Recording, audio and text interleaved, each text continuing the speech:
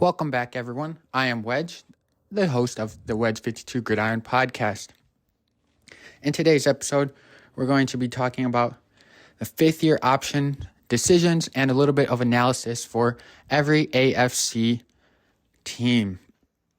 Before we jump into everything, just want to remind everyone to follow and share this podcast on Spotify, please. Thank you for listening, and if you'd like, check me out on Instagram at the Wedge 52 Gridiron. Now let's jump back into the topic at hand, fifth-year options for players.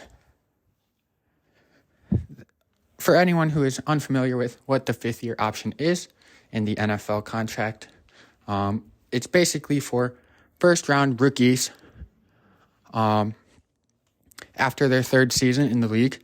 NFL team has the ability to offer them a fully guaranteed fifth-year option as an offer, as a contract.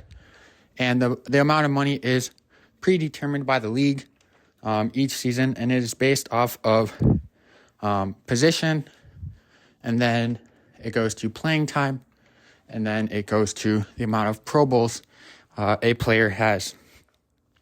The deadline for the 2020 class of first-round rookies was yesterday, May 2nd at 4 p.m. Eastern Time. So, now that you guys have a rundown of what the fifth-year options are, let's jump into it. We're going to start with the AFC North, of course. We're going to go with the Baltimore Ravens.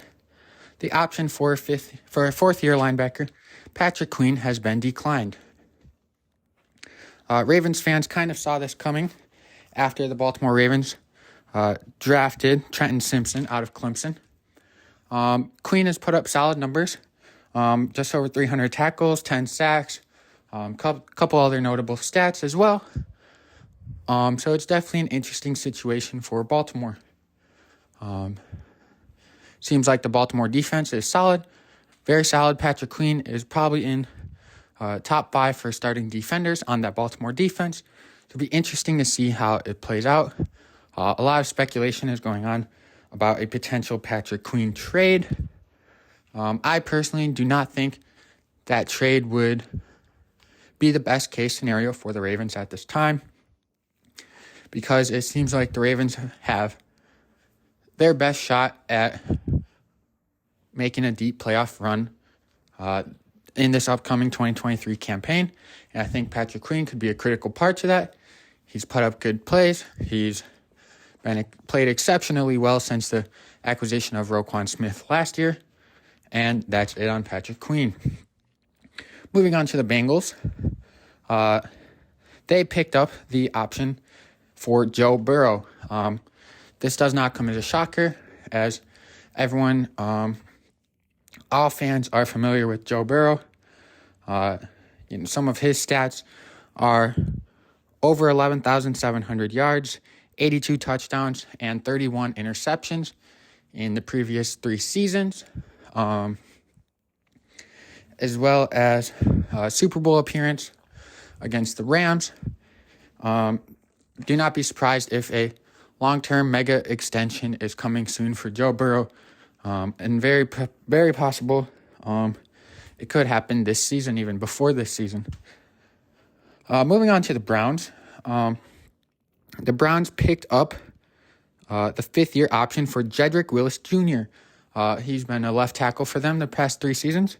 He's played very well and has started in 45 games. The only thing that is been, I guess, a little bit of a question for Mr. Willis Jr.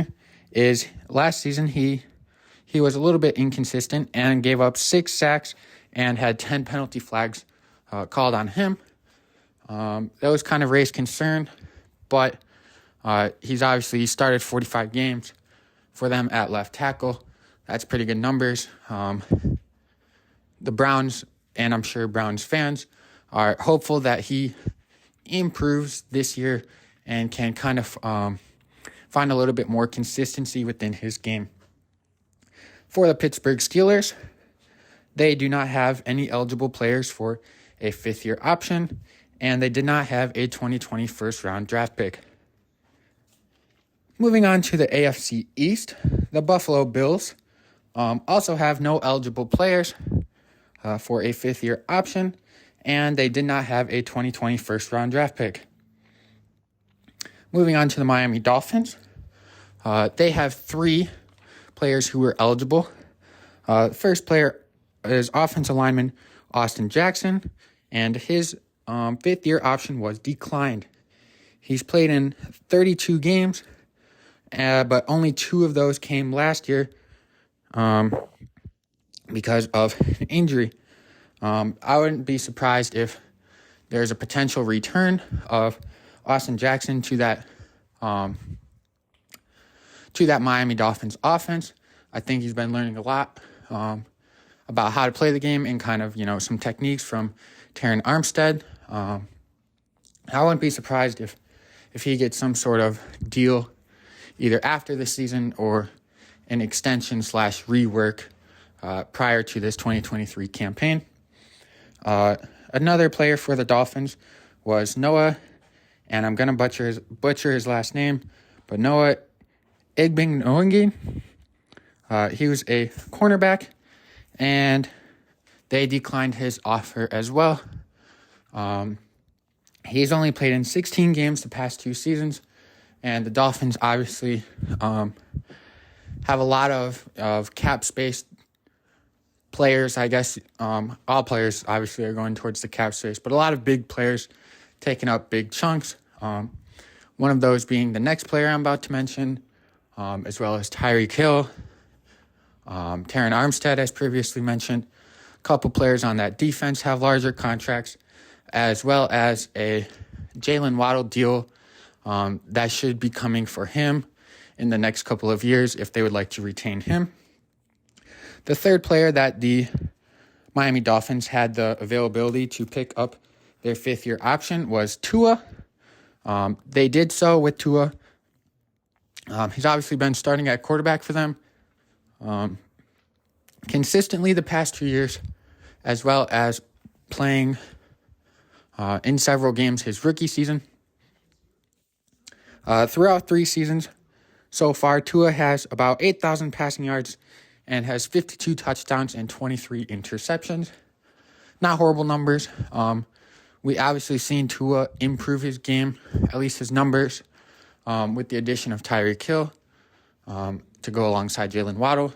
The number one question for the Miami Dolphins in regards to Tua is going to be his health, more specifically with his concussions. Everybody at this point is familiar with what happened with the Tua concussion protocol in the 2 games during the 2022 season. It sounds like Tua has been taking steps towards protecting himself, and I'm sure the Dolphins are working with him, as well as hopeful that he can get through this season healthy. And I think that would be a pretty good indicator of how the rest of his career is going to play out, health-wise at least, with the potential concussions. Moving on to the Patriots, they also have no eligible players for a fifth-year option this season and did not have a 2020 first-round pick.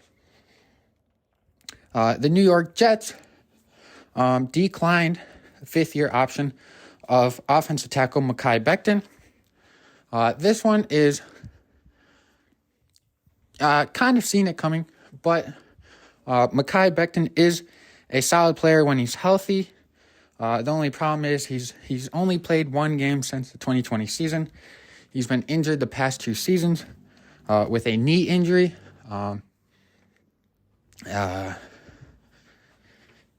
He injured his knee, came back and re-injured his knee first game. Tough to see. Solid player in his games that he has appeared in, but the Jets, no NFL team really has the availability to dish out a fully guaranteed contract to a player who has played 1 game in the past 2 seasons. All right, moving over to the AFC South, we're going to start with the Jacksonville Jaguars, who have declined outside linebackers Clavon Chasson's fifth-year option. Chasson just hasn't quite performed like the Jaguars were expecting when they drafted him in the first round. He's only had 1 sack in each year that he's played. And the Jacksonville Jaguars, have kind of a strong outside linebacker edge presence already that they've accumulated in the past few years through the draft as well. And it's pretty clear cut that Josh Allen and Trayvon Walker are going to be starters for that Jacksonville defense this year, which kind of leaves Clavon out of the rotation. You don't really want to be paying a third, number 3 depth chart outside linebacker a fully guaranteed contract, especially when his production has been 1 sack a year. Going on to the Titans, the Tennessee Titans, they have no eligible players for a 5th-year option this season. They selected Isaiah Wilson in the first round of 2020, but he was traded to the Dolphins and quickly cut thereafter because of conduct. This all happened during the 2020 season. Moving on to the Indianapolis Colts, as well as the Houston Texans, to round out the AFC South here. Neither team, the Colts or the Texans, have an eligible player for a 5th-year option, and neither team drafted a 2020 first-rounder.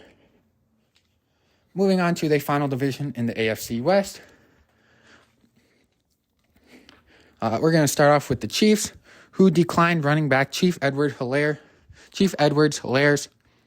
5th-year option.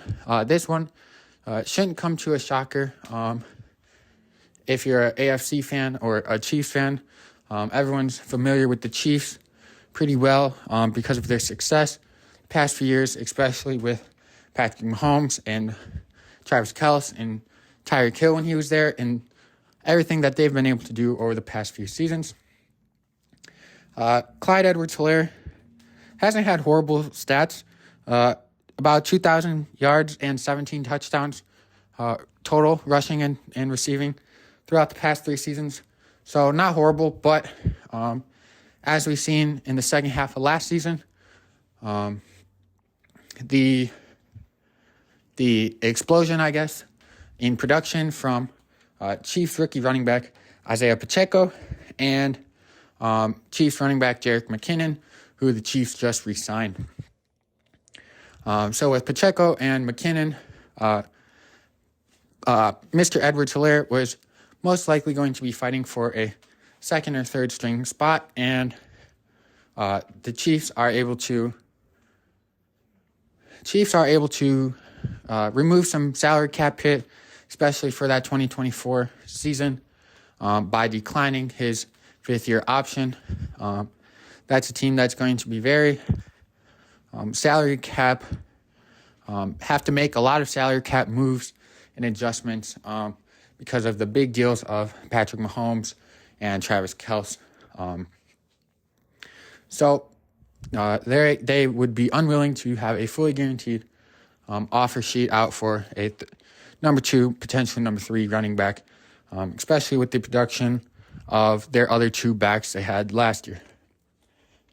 Moving on to the Los Angeles Chargers. Starting off with linebacker Kenneth Murray.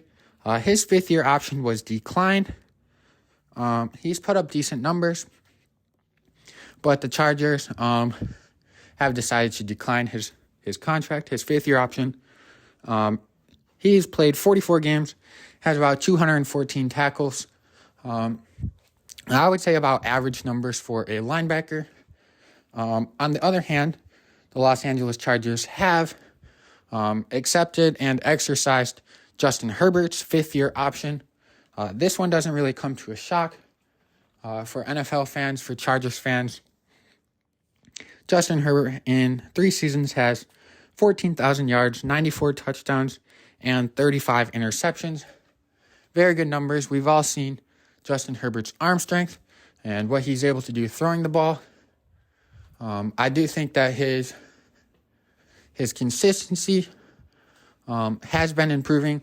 Hopefully for Chargers fans, they see his consistency improve once again.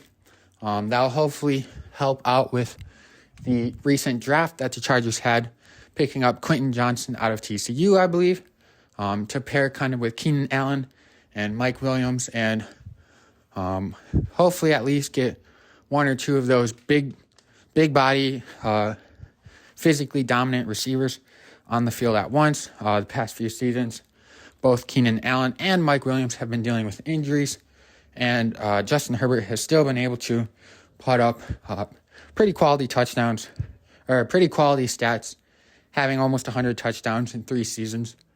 I believe most NFL franchises will welcome in that kind of production.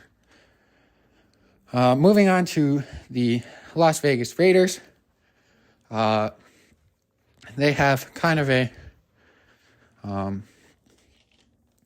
have an interesting predicament that they're in this year. Not really a predicament, because they have no decisions to make, even though they drafted 2 first-rounders in 2020. One of them being Damon Arnett, who has been cut and I believe had several court cases or trouble with authorities. So he was cut. And then the other player who is probably more memorable in terms of what they did wrong, I guess, would be Henry Ruggs. And he has obviously been cut after his incident last year, I believe, where he was involved in a DUI car crash that resulted in a woman passing away. And Henry Ruggs has recently pled guilty, no contest, to those charges. So other than those 2 first-round draft picks they had, the Raiders have not acquired any other players who will be eligible for a 5th-year option this season. Moving on to the last team in the AFC, that would be the Denver Broncos. They exercised wide receiver Jerry Jeudy's 5th-year option. This one, while not surprised, it wasn't something that you could for sure count on was going to happen. And that is because the Denver Broncos have been in the news for a lot of people, a lot of different insiders, a lot of different teams have not been ruling out the possibility of a Jerry Jeudy or Courtland Sutton trade. Those are both of their wide receivers. They're starting outside wide receivers. So with the Denver Broncos exercising Jerry Jeudy's 5th-year option, he is most likely off the trade market. So we will see if that leads to a Courtland Sutton trade, or if the Denver Broncos coaching staff with Sean Payton and the rest of the offensive staff have decided that we need to try things out with the current weapons we have before we go making a bunch of moves. Jerry Jeudy's had solid production so far in his career. In 3 seasons, he has 2,300 yards and 9 touchdowns. While not the greatest numbers, definitely solid, definitely potential there. And before this season, did not have an elite quarterback. I know Russell Wilson didn't perform this past season like we have seen Russell Wilson do before, many times with the Seahawks. But I do believe that was not the typical Russell Wilson, and I do believe to see an increase in production and efficiency from the Denver Broncos offense, especially with new head coach Sean Payton. So that is a quick run through of every AFC team's 5th-year option, decisions, and a little bit of analysis, stats, breakdown of each player / team, and kind of the positional depth chart and outlook on each player. If you guys made it this far, thank you again for listening to the Wedge 52 Gridiron podcast. Please follow, please share, rate the podcast on Spotify, and check me out on Instagram at the Wedge 52 Gridiron. that'll be all for today's episode.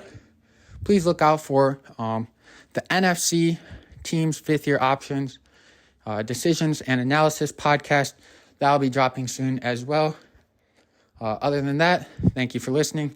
Go Ravens.